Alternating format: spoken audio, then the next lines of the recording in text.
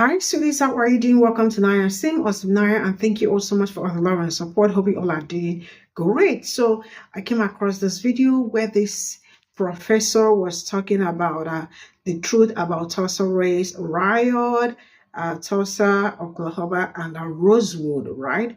The memories of the massacre. And I remember during the period that I was making research about Tulsa, Rosewood, and all that, I found out that it was they wrote it's that they said it was a riot. Then looking deeper, I found out that it was a massacre, right? And then each time I talk about all this, and I am asking what happened to the people, I mean the community, because I remember somebody in the comment section telling me something. I can't remember what I was talking about. Our reparations. He was like, "Why have they not returned all the landed property that they took away from Black people?" Because Tulsa, Oklahoma, and Rosewood and Lake Lanier, all these places were Black-owned community and all that. They did what they did, took away the land and never gave anything back to them. Lives were lost, properties were lost, businesses were lost. And the remaining, I think, five people, if I am not mistaken, five or four people that survived the massacre actually took the case to court. Because they were asking for reparations to be compensation to be paid to them. And as said early this year, that was actually denied to them. And then you all are always very quick to ask us, if the people that experienced slavery are still alive, we are going to pay them. But the ones that experienced the massacre are still alive, you all are not going to pay. Let's get into this video.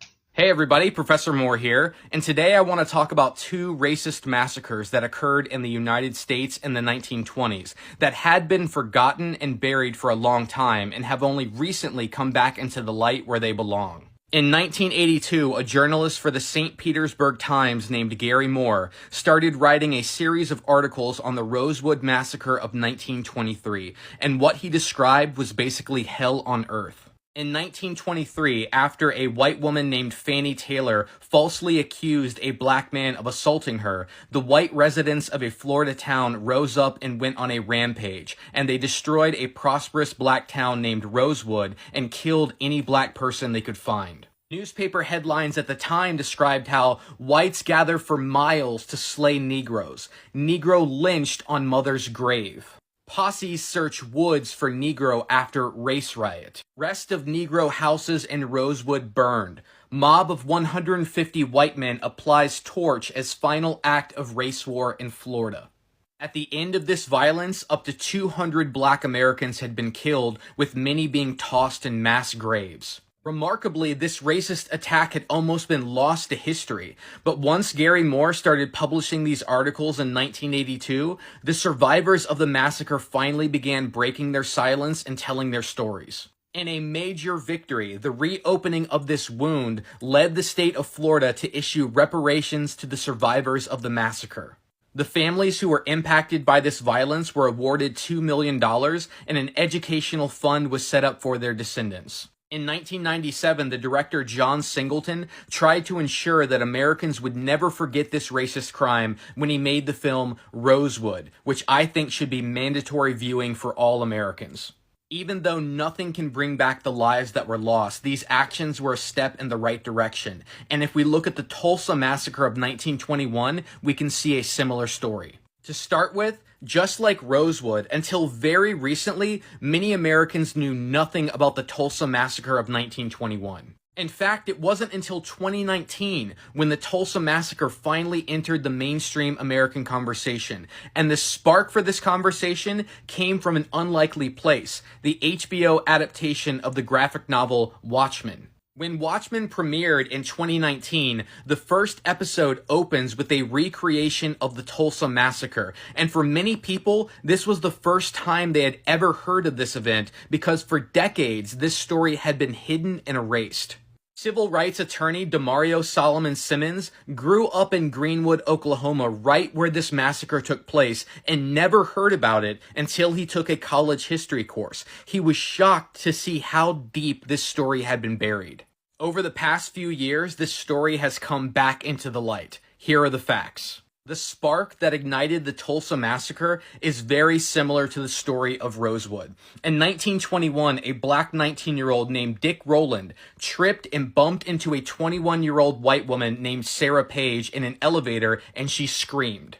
Her coworkers spread the story that she had been attacked and assaulted, and even though she denied these charges, it didn't matter. Simply an accusation against a black person was as good as a guilty verdict and a death sentence. The police arrested Rowland and took him to jail while a lynch mob formed to kill him before he ever saw the inside of a courtroom. When Rowland's parents and other members of the black community went to the jail to protest, the white people of Tulsa rose up to put them back in their place and show them that even if they were no longer enslaved, they would never truly be Americans. They could never fully be safe in America. Just as with Rosewood, Greenwood and Tulsa was a prosperous black community that was even called Black Wall Street, and it was this black wealth and happiness that the white people in Tulsa were attacking. The violence directed against the black community in Tulsa is hard to imagine. White mobs turned Greenwood into a burned-out war zone, and there was nowhere that these people could look for help.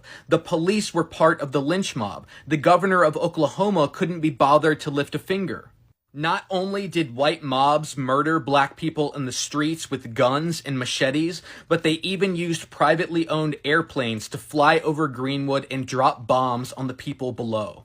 Here we can see photographs of the bombed out city that looks like something that came from World War II. This is what white supremacist terrorism looks like.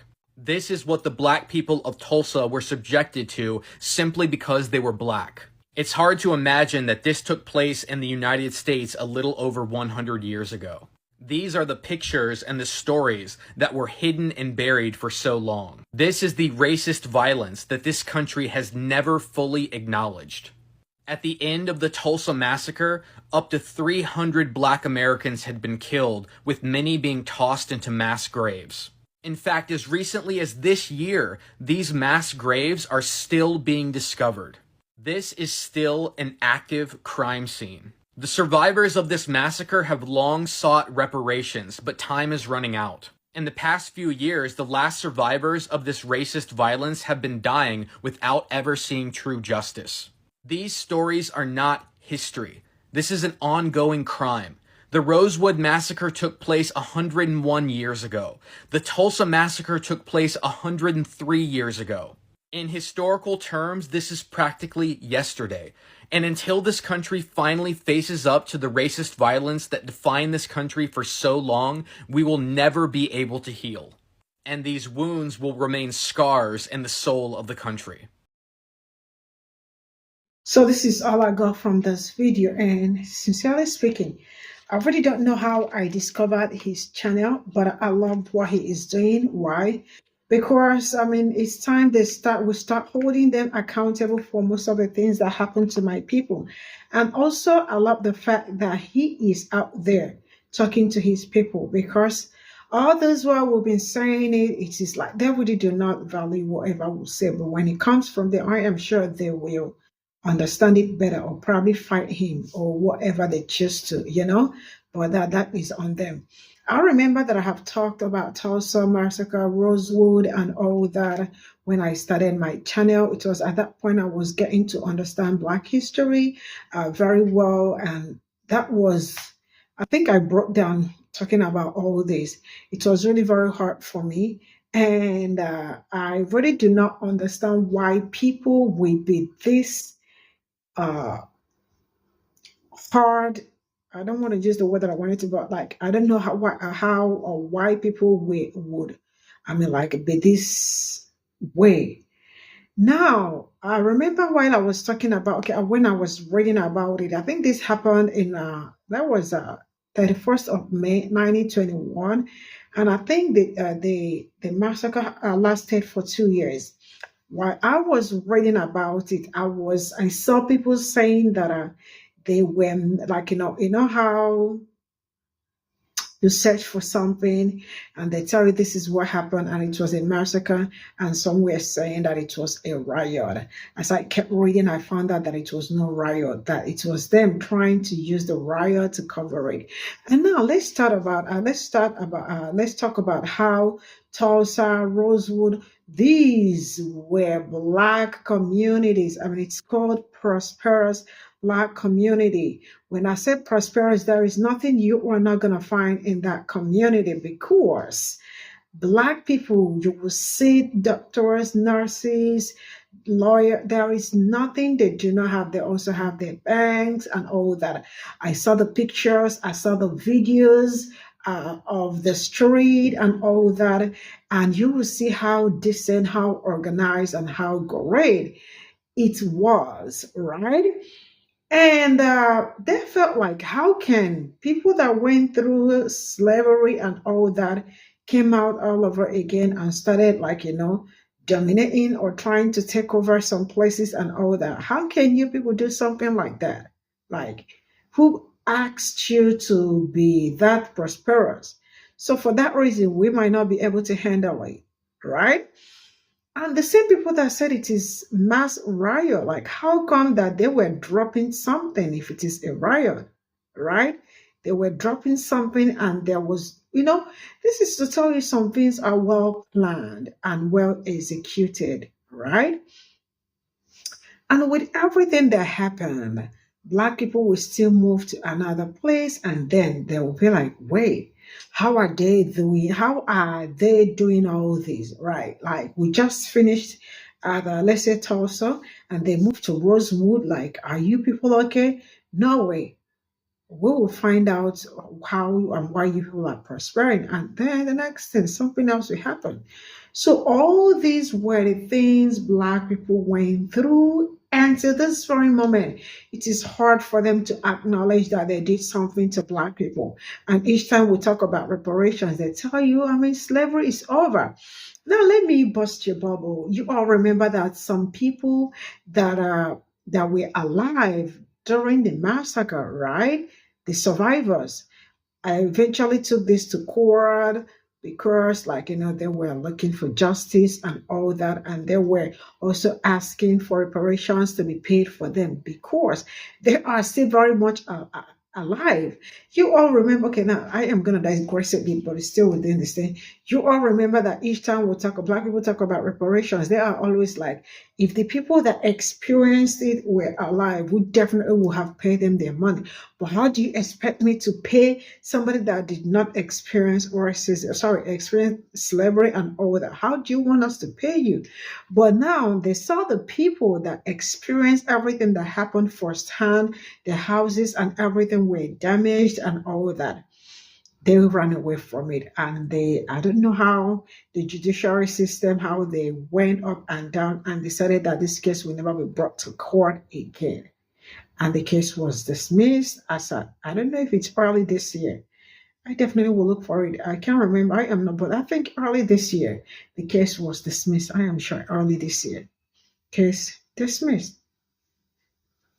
Now, we will talk about the harm that has been done to Black people all this while. Some people think it's a child's play, a joke, and all that. But I love the fact that some people are coming out, themselves, like, nobody's forcing them, nobody's asking them to speak up for. They are the ones coming out to speak about the things that happen to Black people, Black communities, and how a prosperous and great community all of a sudden. And now I am going to ask, how come all those communities that were taken away from Black people, they ended up building something else? And what happened to the lands? Are they also not going to give them back their lands? Because I mean, like, really, this is actually atrocity, land I mean, Black owned lands, like, buildings, everything all raised out. And also, I also was able to find out during that period, some people, I mean, lost money, right? Because, I mean, literally, they burned literally almost everything. The ones that escaped. And also people that have money in the banks and all that were not also able to take away their money. Why? Because most of their belongings and their identity cards were also burned there. And they couldn't, and to this very moment, some banks still owe Black people, both from slavery and both slavery and some of the communities that were burned down. And I keep asking, why do we have to keep reminding you all that reparation is something that needed to be paid? Now, we'll talk about people that, okay, Holocaust did not happen in US soil, in American soil, but they were paid reparations. But the people that experienced racism, experienced uh, some slavery and all that firsthand, did not get any reparations. And you are telling me that we are loved. No, we are not loved, and we understand that. It's something that we've known for a longer time. But I feel like a lot of people, I don't know, but that reparation is something that there is need for them to pay. I mean, that check is something that really got to cut. So that for those that want to stay back, they can stay back. For those that want to find their way out, they can find their way out and look for somewhere else to go. But then I am going to keep asking this. Why is it hard why is it hard for them to pay reparations? And each time I talk about reparations, some people think it is just only for slavery. No, you all remember Lake Lanier, right? Really, there are some, I just don't want to go into this because I don't want to start feeling bad or start getting emotional and all that. But man, Black history is just a history on another level. I am not going to lie. After years of so many things. See, I don't know, I am probably going to digress, but yeah. There is a black boy. There is a black boy. Okay, I think he is Sudanese, right? Where is he from? I don't know who. I think he was adopted by white people. So he is absolutely American as he stands. But if you look at him, you definitely will know that he is Sudanese, right? If you get to see that young man anywhere on TikTok, block him. Block him. These are the people. I don't know. Some problem with some people, migrants, is that when they adopt them or they move, they forgot that some people were some people fought tooth and nail to make sure that they were able to migrate and have a better life. And I keep telling people, if you all think that you cannot respect the real people that own this place, I mean the Black people that fought tooth and nail, that fought so hard for you people to be enjoying what you all are enjoying right now. If you all think you cannot respect them, then you all are the problem, not them. I hope you all understand that. I am saying it. Feel free to come and attack me on my email or in the comment section. That is none of my problem, but sometimes truth is bitter. Why did you all now migrate during slavery? Why did you all now migrate some years after slavery? Why did they not migrate? You all waited for the cause to be cleared, right? And then you all came over, and all you all can do is to make sure, probably insult and denigrate them for no reason. You all are not even serious. Because if you are serious, you definitely will know that, something was handed over to you in a platter of gold. And if you all are also not going to, if you also live in US or in America, and you also are not going to raise your voices to make sure reparations are being paid, you also are the problem. Some people do not even care. Some of them that live there do not even know the history of the people that are accommodating them. They don't know anything. But all they do is come online to pew some rate disease rhetoric. Because they were adopted by this. But one day, I think if I see some of his pictures again, I am probably going to bring it so you all will see his watermelon mouth and lips. See you all in my next video. Bye for now.